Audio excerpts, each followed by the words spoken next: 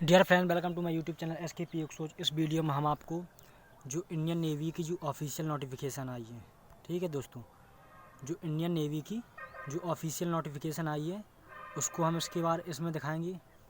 उसके बाद दूसरा जो हमारा विषय रहेगा वो रहेगा इंडियन कोस्ट गार्ड से रिलेटेड। इंडियन जो कोस्ट गार्ड था उसका रिजल्ट आने की संभावना कब तक है, तो अगर जानने के लिए आप ये पूरा वीडियो ज़रूर देखिए, जिससे आपके डाउट क्लियर हो जाएं पूरे। ठीक है, तो चलिए बढ़ते हैं। देखिए, एक बार फिर बता दूं, सबसे पहले बताऊंगा इंडियन नेवी के जो ऑफिशियल नोटिफिकेशन आया है, जो अभी रिलीज़ हुआ है, उसके बारे में। ओके, और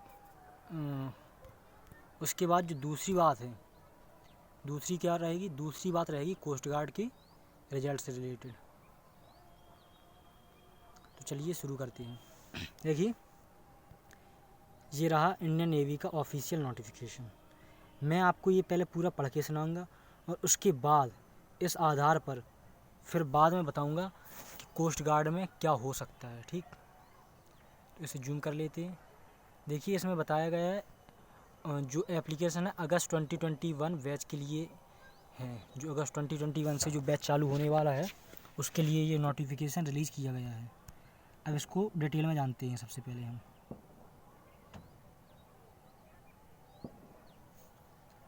ये पहले तो ये एलिजिबिलिटी कंडीशन दे दी है, अनमैरिड मेल चाहिए। 500 वैकेंसीज हैं, वो है डवालिए के लिए। 2000 वैकेंसी हैं SSR के लिए। टोटल 2500 वैकेंसी है और ये बैच चालू कब होगा, अगस्त 2021 में। ओके, और इसमें ये बताया गया है कि 10,000 कैंडिडेट को रिटन एग्जामिनेशन के लिए बुलाया जाएगा। तो इसका शॉर्ट बात ये हो गई है कि इसमें 10,000 बुलाए जाएंगे।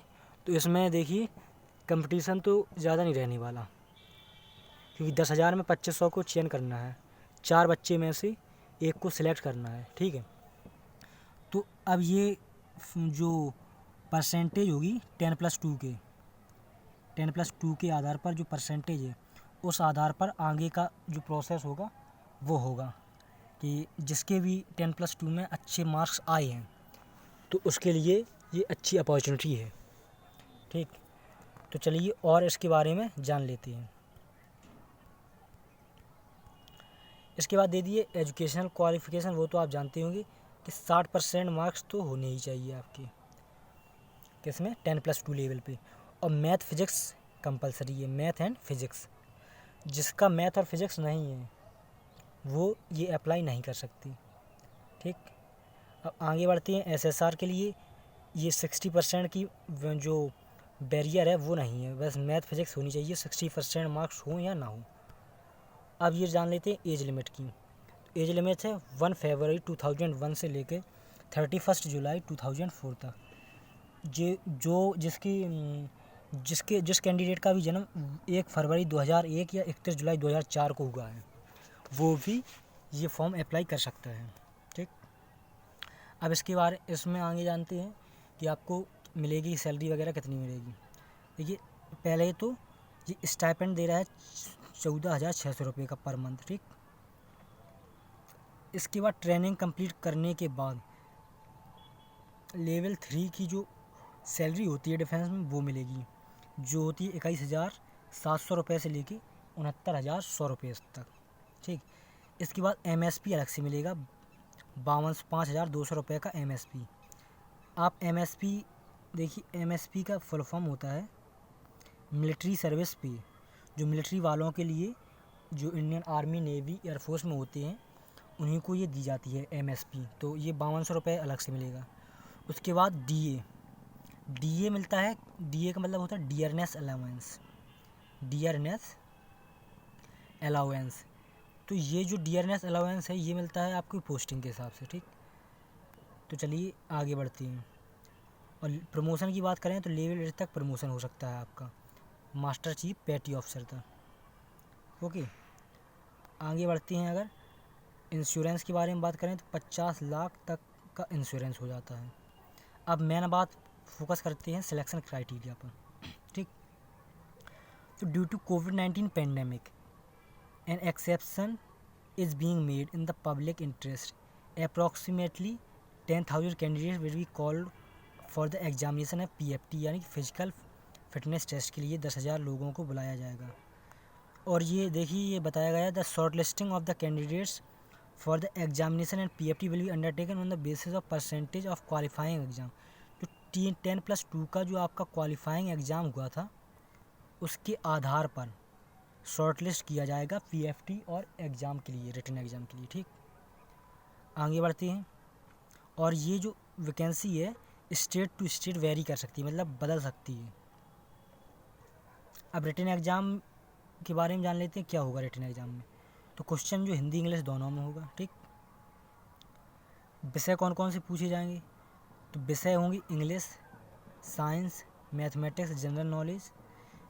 10+2 लेवल का एग्ज़ाम पैटर्न रहेगा। ठीक, 1 घंटा, समय कितना है 1 आवर। ओके, उसके बाद जान लेते हैं फिजिकल फिटनेस टेस्ट के बारे में। तो फिजिकल फिटनेस टेस्ट के लिए क्वालिफाइंग होगा ये, इसके कोई नंबर नहीं जुड़ेंगे। देखिए जैसे आर्मी में आपने देखा होगा कि 100 नंबर होते हैं रिटन एग्ज़ाम के लिए और 100 नंबर होते हैं फिजिकल फिटनेस टेस्ट के लिए। लेकिन इसमें क्या है, फिजिकल फिटनेस टेस्ट बस क्वालिफाइंग है। उसमें 1.6 किलोमीटर की रनिंग आपको 7 मिनट में करनी होगी, पहला 1.6 किलोमीटर रनिंग। ठीक, दूसरा 20 स्क्वाट्स अप यानी कि उठक बैठक। तीसरा क्या हो गया, पुशअप्स 10 पुशअप। तो ये 3 बात आपको ध्यान रखनी है। 7 मिनट में 1.6 किलोमीटर रनिंग, 20 स्क्वाट्स अप या उठक बैठक और 10 पुशअप्स। तो ये हो गया आपका फिजिकल फिटनेस टेस्ट का। AA के लिए ऑल इंडिया मेरिट बनेगी। ओके, जबकि SSR के लिए स्टेट वाइज मेरिट बनेगी बेसिस ऑफ स्टेट। तो ये आपको ध्यान रखना होगा। देखिए इसमें 500-600 लोगों की मेरिट लिस्ट बनाई जाएगी फाइनल, उसमें लेने कितनी है 500 लिए जाएंगे। ओके, SSR में 2500 कैंडिडेट को कॉल अप लेटर होगा INS चिल्का के लिए, उनमें से 2000 को लिया जाएगा। तो ये कुछ ज़रूरी थी जानकारी। आगे इसमें लिखा है the cut off marks for issue of call up letter for final enrolment medical examination at INS Chilka में vary from state to state for SSR entry. देखिए ये दोबारा बता दिया है कि जो कट ऑफ होगी SSR एंट्री के लिए वो स्टेट से स्टेट में वेरी कर सकती है, अलग हो सकती है। उसके बाद ये मेडिकल प्रोसीजर दिया गया है। ठीक है, तो ये आप नोटिफिकेशन पढ़ लेना। और ट्रेनिंग के बारे में ये दिया गया है कि 9 वीक्स की ट्रेनिंग होगी आपकी। ठीक, 4 AA के लिए और 22 वीक्स की बेसिक ट्रेनिंग होगी SSR के लिए INS चिल्का में। जो इनिशियल एंगेजमेंट के बारे में आप जान के, अगर आप AA के माध्यम से जाते हो 20 ईयर्स के बाद आप जो वॉलंटियर होकर वो रिटायरमेंट ले सकते हैं और आपको पेंशन भी मिलती रहेगी। और SSR से जा रहे हैं तो आपको 15 ईयर्स के बाद आप क्या कर सकती हैं, रिटायरमेंट ले सकती हैं।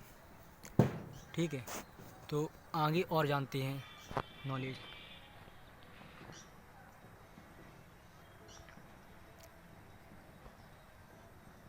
तो आगे की नॉलेज तो यही है, NCC सर्टिफिकेट हो तो आप जब भरेंगे तो उसमें मांगा जाएगा कि कौन सा सर्टिफिकेट है, कौन सी विंग का, आर्मी नेवी एयरफोर्स कौन सी विंग का है आपका, वो सब आपको फॉर्म भरते समय पूछ लिया जाएगा। ठीक, और देखिए इसमें ये एक इम्पोर्टेंट बात दे दी गई है, the merit list will be available on website 23 जुलाई 21। ठीक, 23 जुलाई 21। इसका मतलब इन्होंने क्लियर कर दिया कि 23 जुलाई को 2021 को आपको मेरिट लिस्ट मिल जाएगी इसकी। ठीक, तो इस चीज़ से हम ये अंदाज़ा लगा सकें क्योंकि अगस्त 2021 में ही इंडियन कोस्ट गार्ड का भी है। ठीक, इंडियन कोस्ट गार्ड का भी अगस्त में ही ज्वाइन होना और ये वाली वैकेंसी भी अगस्त 2021 में ही ज्वाइन होनी। तो इनका जो है 23 जुलाई तक ही मेरा अंदाज़ा है इसका रिज़ल्ट भी आ सकता है इंडियन कोस्ट गार्ड का। ठीक, इंडियन कोस्ट गार्ड का है वो रिज़ल्ट कब तक आ सकता है 23 जुलाई तक। तो अभी तो ये अंदाज़ा लगाया जा सकता है ऑफिशियल नोटिफिकेशन के आधार पर। वरना आपको ऐसे ही बहुत से फेक वीडियो बने हैं व्यूज़ बढ़ाने के लिए, आपको वो दिखा देते हैं कि कल आने वाला या आज आ गया है, लेकिन ओरिजिनल जो मेरा अंदाज़ा कह रहा है वो है 23 जुलाई, ठीक है, क्योंकि 23 जुलाई इसकी मेरिट लिस्ट आ, उससे पहले भी आ सकता है। आप 15 से 23 जुलाई मान सकते हैं इंडियन कोस्ट गार्ड की रिजल्ट आने के लिए, ठीक। क्योंकि अभी देखिए आपको अभी क्यों नहीं आ रहा, पहले आप कारण समझिए। देखिए कोविड चल रहा है।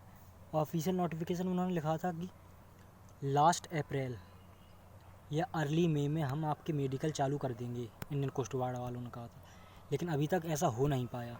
तो ये इसका मेन रीज़न क्या है कोस्ट गार्ड का, इसका मेन रीज़न कोविड ही लग रहा है।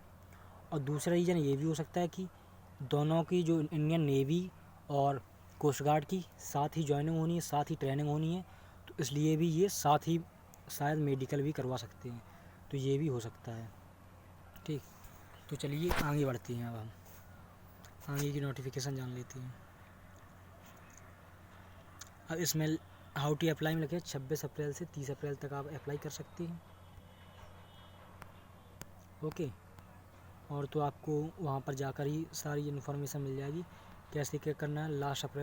लास्ट डेट है वो 30 अप्रैल है, तो दोस्तों आप लास्ट डेट के लिए मत बैठे रहिए, अभी कर लीजिए, ठीक। इसमें लिया है कि जो एंटी सोशल एलिमेंट्स और चीटर्स एजेंट्स होते हैं, जो कहते हैं हमें इतना रुपए दो, 10 लाख दो, 15 लाख दो, 4-5 लाख दो, जो बच्चों को लूट लेते हैं, तो उनसे सावधान रहने के लिए ये नोटिफिकेशन में बताया गया है, ठीक है। तो ये ऑफिशियल नोटिफिकेशन है, देखिए ये DABP, इससे आप चेक कर सकते हैं, और ये QR कोड स्कैन करके भी आप पता लगा सकते हैं कि ये ऑफिशियल नोटिफिकेशन है या नहीं, ठीक है दोस्तों। तो ये तो हमने ऑल अबाउट इसके बारे में बता दिया। अब पूरी बात कर लेते हैं कोस्ट गार्ड और नेवी की करंट पूरा सिनेरियो समझने के लिए, ठीक है। तो देखिए हमने इसमें बताया था, देखिए इंडियन नेवी AASSR